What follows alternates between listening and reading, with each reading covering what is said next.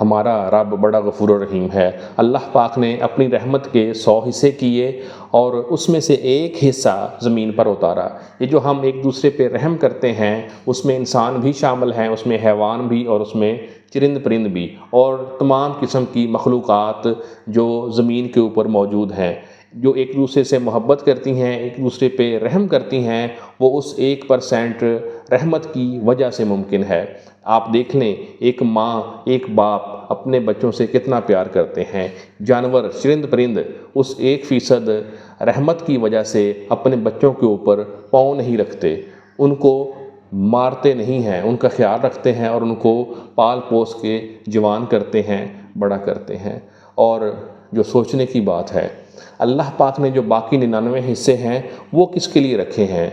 اللہ پاک نے وہ 99 حصے جو بندے توحید پہ قائم ہیں، وہ 99 حصے اللہ پاک نے توحید والوں کے لیے رکھے ہیں، جو قیامت والے دن آپ کے اور میرے کام آئیں گے۔ خود کو توحید پہ قائم رکھیے، خود کو توحید والا بنائیے اور اس کو سمجھ لیجئے کہ توحید کیا چیز ہے۔ اپنا بہت سا خیال رکھیے گا۔ اللہ حافظ۔